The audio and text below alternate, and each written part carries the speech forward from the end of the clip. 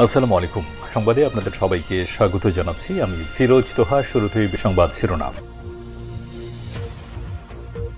বাংলাদেশের সর্বশেষ গুরুত্বপূর্ণ আপডেট সংবাদে আপনাকে স্বাগত। শুরুতেই সংবাদ শিরোনাম, পরে বিস্তারিত।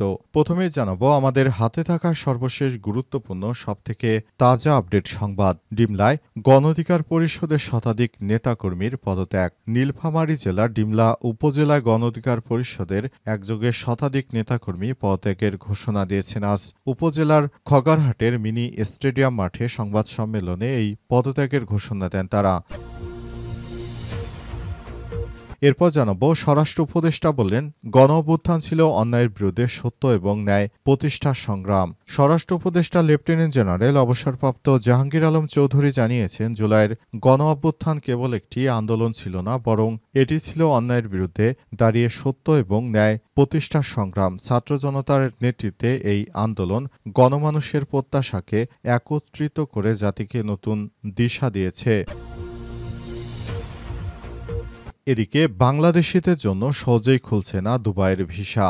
সংযুক্ত আরব আমিরাত বাংলাদেশিদের জন্য দুবাই ভ্রমণ বা কাজের উদ্দেশ্য কিংবা ব্যবসায়িক কার্যক্রম স্থগিত রেখেছে। গত বছরের সেপ্টেম্বর থেকে এই স্থগিতাদেশ কার্যকর রয়েছে এবং ১ বছর পেরিয়ে গেলেও এখনও কোনো আনুষ্ঠানিক ঘোষণা আসেনি ভিসা পুনরায় চালুর বিষয়ে। ফলে দেশটিতে যেতে আগ্রহী লাখ লাখ বাংলাদেশি নাগরিকের জন্য এই পরিস্থিতি রীতিমতো অনিশ্চয়তা এবং হতাশার কারণ হয়ে দাঁড়িয়েছে। এর মধ্যে কয়েকটি গণমাধ্যম সম্প্রতি বাংলাদেশ সহ ৯ দেশের উপর ভিজিট এবং কাজের ভিসায় নিষেধাজ্ঞা আরোপ করেছে সংযুক্ত আরব আমিরাত, যা ২০২৬ সালের জানুয়ারি থেকে নতুন এই নির্দেশনা কার্যকর করা হবে এমন খবর ছড়িয়ে পড়েছে।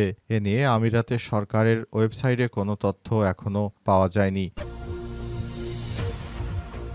এবারে জানাবো ৩ নদীর পানি বাড়তে পারে। চট্টগ্রাম বিভাগে মুহুরী, সিলোনিয়া ও ফেনী নদীর পানি আগামী ৩ দিন বাড়তে পারে। এই সময় নদীগুলো ফেনী ও চট্টগ্রাম জেলায় সতর্ক সীমায় প্রবাহিত হতে পারে।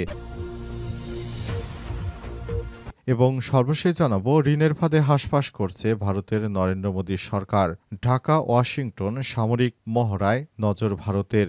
বাংলাদেশের চট্টগ্রামে অবস্থান করছে মার্কিন সেনারা। তারা বাংলাদেশ সেনাবাহিনী বিমান বাহিনীর সঙ্গে মিলে যৌথ মহড়া দিচ্ছে। এতে ভারতের নরেন্দ্র মোদী ভালোভাবে দেখছে না।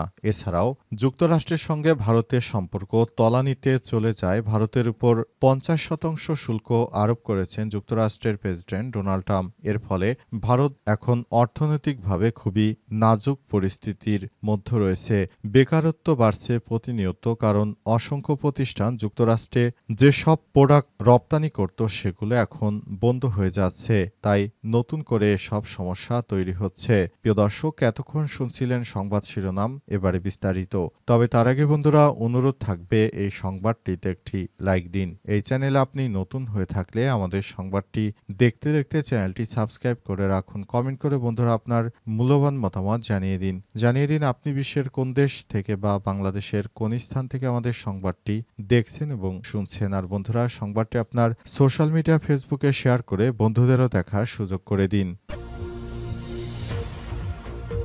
ডিমলায় গণ অধিকার পরিষদের শতাধিক নেতাকর্মীর পদত্যাগ। নীলফামারী জেলার ডিমলা উপজেলায় গণ অধিকার পরিষদের শতাধিক নেতাকর্মী একযোগে পদত্যাগ করেছেন। আজ উপজেলার খগারহাটের মিনি স্টেডিয়াম মাঠে সংবাদ সম্মেলন করে এই পদত্যাগপত্রের ঘোষণা দেন তারা। সংবাদ সম্মেলনে তারা দলের কেন্দ্রীয় এবং জেলা কমিটির বিরুদ্ধে বিভিন্ন অনিয়ম ও দলীয় শৃঙ্খলা ভঙ্গ এবং কমিটি বাণিজ্য সহ একাধিক অভিযোগ তোলেন। এ সময় উপস্থিত ছিলেন উপজেলা গণ অধিকার পরিষদের সভাপতি রেজাউল করিম, সাধারণ সম্পাদক মাসুদ রানা, সাংগঠনিক সম্পাদক সাদিকুল ইসলাম সাদেক সহ শতাধিক নেতাকর্মী। সংবাদ সম্মেলনে লিখিত বক্তব্য পাঠ করেন সভাপতি রেজাউল করিম। তিনি বলেন, কেন্দ্রীয় এবং জেলা কমিটির অন্যায় কর্মকাণ্ডে আমরা অতিষ্ঠ হয়ে পড়েছি। দীর্ঘদিন ধরে বিভিন্ন ধরনের অনিয়ম, স্বেচ্ছাচারিতা এবং শৃঙ্খলা ভঙ্গের কারণে আমরা সম্মিলিতভাবে পদত্যাগের সিদ্ধান্ত নিয়েছি। এ সময় তিনি আরও বলেন, গণ অধিকার পরিষদের শীর্ষ নেতৃত্বের কর্মকাণ্ডের কারণে দলের ভাবমূর্তি ক্ষতিগ্রস্ত হচ্ছে এবং ফলে স্থানীয় পর্যায়ে দলের কর্মকাণ্ড ব্যাহত হচ্ছে। আমরা এই পরিস্থিতি আর সহ্য করতে পারছি না। ডিমলা উপজেলা গণ অধিকার পরিষদের নেতাকর্মীরা নিজেদের সিদ্ধান্তে অটল রয়েছে এবং জানিয়েছেন তারা দলের প্রতি প্রতিশ্রুতিবদ্ধ ছিলেন, কিন্তু নেতৃত্ববৃন্দের কার্যকলাপের কারণে তাদের একত্রিত হয়ে পদত্যাগ করতে বাধ্য করেছে, তাই তারা পদত্যাগে বাধ্য হয়েছেন। স্বরাষ্ট্র উপদেষ্টা বলেন, গণঅভ্যুত্থান ছিল অন্যায়ের বিরুদ্ধে সত্য এবং ন্যায় প্রতিষ্ঠার সংগ্রাম। স্বরাষ্ট্র উপদেষ্টা লেফটেন্যান্ট জেনারেল অবসরপ্রাপ্ত জাহাঙ্গীর আলম চৌধুরী বলেছেন, জুলাইয়ের গণঅভ্যুত্থান কেবলমাত্র একটি আন্দোলন নয়, বরং এই আন্দোলনের মাধ্যমে নতুন বাংলাদেশ গড়ার যে স্বপ্ন দেখেছে শিক্ষার্থীরা, সেটি বাস্তবায়ন হয়েছে। জুলাই আন্দোলনের মাধ্যমে বিগত ১৭ বছর যে স্বৈরাচারী কায়দায় দেশটাকে শাসন করা হচ্ছিল, সেই স্বৈরশাসকদের বিরুদ্ধে শিক্ষার্থীরা রাজপথে নামে। তারা দেখতে পাচ্ছিল দীর্ঘদিন ধরে দেশে অন্যায়ভাবে নানারকম অপকর্ম করছিল বিগত ফ্যাসিস্ট সরকার। রাষ্ট্রযন্ত্রকে ব্যবহার করে সাধারণ মানুষকে জিম্মি করার সবথেকে বড় হাতিয়ার শেখ হাসিনার হাতে ছিল রাষ্ট্রীয় বাহিনী। তাদের ব্যবহার করে নানাভাবে নির্যাতন করেছে শেখ হাসিনা। এ কারণে শিক্ষার্থীরা সবকিছু দেখে তারা সহ্য করতে পারেনি এই অত্যাচারের নির্যাতন। তাই তারা সেদিন মাঠে নামে এবং অন্যায়ের বিরুদ্ধে রুখে দাঁড়ায়। তখন উপায়ন্ত না পেয়ে গুলি করে শেখ হাসিনার সরকার এই শিক্ষার্থীদের বুকে। তারপরও দুর্ভেদ্য শিক্ষার্থীরা সেদিন রাজপথে নেমে তারা নতুন বাংলাদেশ গড়ার জন্য আরও ব্যাপকভাবে প্রস্তুতি নেয়। তখন তারা নতুন বাংলাদেশ গড়ার জন্য আন্দোলন সংগ্রাম করতে থাকে এবং তারা ভবিষ্যতের বাংলাদেশ গড়ার জন্য আরও রক্ত দিতে থাকে। একসময় ফ্যাসিস্ট সরকার কোনো উপায়ন্ত না দেখে দেশ ছেড়ে পালাতে বাধ্য হয়। অন্তর্বর্তীকালীন সরকার দায়িত্ব গ্রহণ করে এবং নতুন বাংলাদেশ গড়ার জন্য আমরা একযোগে কাজ করছি বলে জানান তিনি। বাংলাদেশিদের জন্য সহজেই খুলছে না দুবাইয়ের ভিসা। এবার বাংলাদেশিরা নতুন বিপাকে পড়েছেন, কারণ সংযুক্ত আরব আমিরাত থেকে বাংলাদেশিদের জন্য ভিসা দেয়া বন্ধ হতে যাচ্ছে আগামী ২০২৬ সালের জানুয়ারির প্রথম সপ্তাহ থেকে। নতুন করে ৯টি দেশের উপর এই ভিসা নিষেধাজ্ঞা আরোপ করেছে সংযুক্ত আরব আমিরাত। এর মধ্যে আমাদের এশিয়ার কান্ট্রির মধ্যে রয়েছে বাংলাদেশ ও আফগানিস্তান, কিন্তু পাকিস্তান কিংবা ভারত কোনো রাষ্ট্রের জন্যই এই ভিসাগুলো বন্ধ করেনি। শুধুমাত্র বাংলাদেশের উপরই এই কয়েকটি রাষ্ট্রের মধ্যে এই ভিসা বন্ধ করা হয়েছে। তবে কবে এই ভিসাগুলো নতুন করে খুলবে এ বিষয়ে কোনো মন্তব্য তারা করেনি, কারণ অনেকেই বলছেন এই বিষয়টি শুধুমাত্র এই কয়েকটি কান্ট্রিকে টার্গেট করে করা হয়েছে। তার মানে আগামী বেশ কিছু বছর বাংলাদেশের জন্য ভিসা বন্ধ রাখবে সংযুক্ত আরব আমিরাত, এমনটাই তারা ইঙ্গিত দিয়েছে। তারা ভ্রমণ, কাজের জন্য ভিসা কিংবা ব্যবসায়িক সব রকমের ভিসায় আপাতত বাংলাদেশিদের জন্য বন্ধ রাখছে। পাশাপাশি ইয়েমেন, ইথিওপিয়া সহ আফ্রিকার বেশ কয়েকটি রাষ্ট্রেরও ভিসা বন্ধ করছে সংযুক্ত আরব আমিরাত। এই ভিসাগুলো বন্ধ করার ফলে বাংলাদেশ থেকে যে শ্রমিকেরা মধ্যপ্রাচ্যের এই দেশটিতে যেত এবং রেমিটেন্স পাঠাতো, সেটি বন্ধ হয়ে যাচ্ছে, যেটা বাংলাদেশের জন্য খুবই দুঃসংবাদ।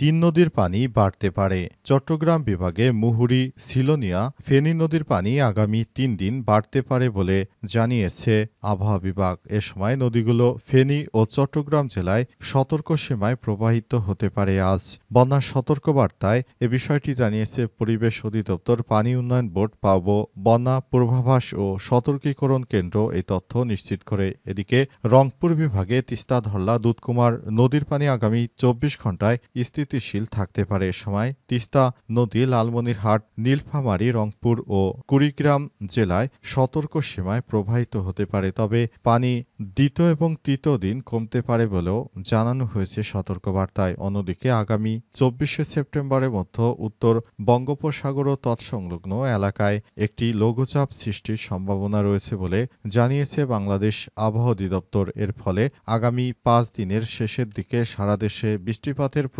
প্রবণতা বাড়তে পারে, এমন সতর্কবার্তায় বিষয়টি নিশ্চিত করা হয়েছে। এসব সতর্কবার্তায় বলা হয়েছে, নতুন করে পাহাড়ি ঢল এবং ভারী বৃষ্টিপাতের ফলে নদ নদীর পানি বাড়তে পারে, প্লাবিত হতে পারে বিভিন্ন গুরুত্বপূর্ণ পর্যটন স্পট। সবাইকে তাই আগামী বেশ কয়েকদিন সতর্কতার সঙ্গে চলাচল করতে আহ্বান জানানো হয়েছে, যাতে করে এসব বৃষ্টিপাতের ফলে কোনো সমস্যায় পড়তে না হয়।